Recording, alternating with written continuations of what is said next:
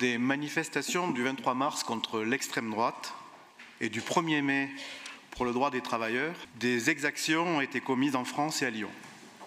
Ces violences, ces dégradations, ces agressions sont insupportables et nous les condamnons fermement. Des commerces, des bâtiments, du mobilier urbain ont été dégradés.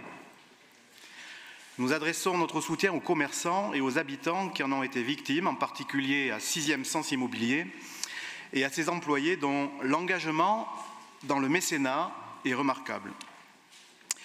Et puis, il y a les agressions verbales et physiques envers les militantes et les militants de la gauche sociale et démocratique ou écologiste, que ces petites meutes encagoulées, en réalité des émeutiers, cherchent à brutaliser pour les évincer des cohortes de manifestants tranquilles et sincères mobilisés pour notre démocratie.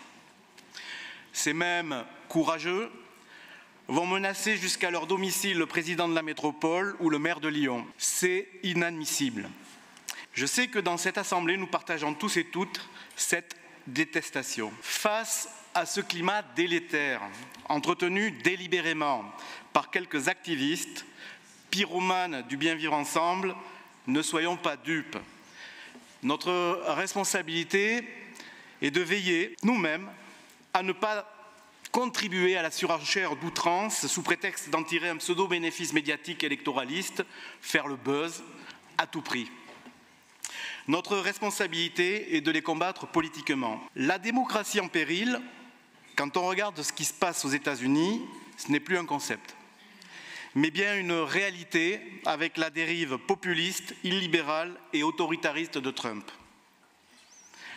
Malheureusement, on voit bien que Elon Musk et son Doge, le département de l'efficacité gouvernementale, en inspirent quelques-uns en France et à Lyon en particulier. Notre petit Doge local, ici c'est Laurent Wauquiez, l'ancien président de la région, devenu conseiller spécial du nouveau président pour contourner la loi sur les cumuls.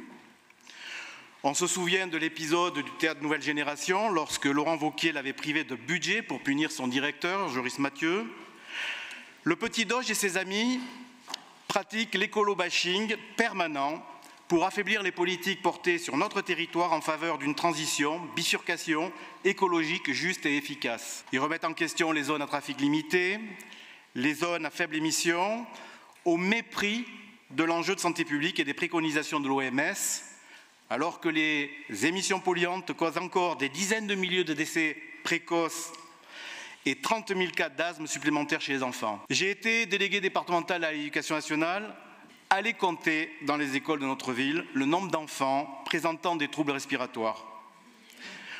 On peut se féliciter de l'amélioration de la qualité de l'air à Lyon et la métropole, et s'il faut mieux l'accompagner sans doute, ce n'est pas le moment de relâcher les efforts. Le Conseil d'État estime que la situation n'est pas stabilisée. Laurent Wauquiez et ses amis préfèrent porter leurs efforts sur le démantèlement d'entités publiques rattachées au ministère de l'Environnement, avec la mise en cause de l'Office de la biodiversité et de sa police de l'environnement, de l'Agence de la transition écologique, l'ADEME, et aussi du CEREMA qui accompagne les collectivités publiques jusqu'à Météo France qui est dans leur collimateur. Dans le viseur de Les Républicains figure aussi l'économie sociale et solidaire. Évidemment, elle est sociale et solidaire. Et avec la remise en cause de ESS France, du Conseil supérieur de l'économie sociale et solidaire et des chambres régionales de l'économie sociale et solidaire, les CRES, évidemment, dans la suite logique de sa surenchère avec Bruno Retailleau, Laurent Wauquiez, inspiré par l'attaque trumpiste sur Harvard, a décidé de s'attaquer à l'université Lyon 2. Il vient d'annoncer le gel de 19 millions de subventions, mettant en péril le cursus de 27 000 étudiants, et tant pis pour sa présidente qui a reçu depuis des menaces de mort. Nous assurons de notre soutien toutes les victimes collatérales d'agitation idéologique inspirée des États-Unis de Donald Trump. Un seul espoir, c'est qu'après Elon, l'arrivée de Léon remette du bon sens.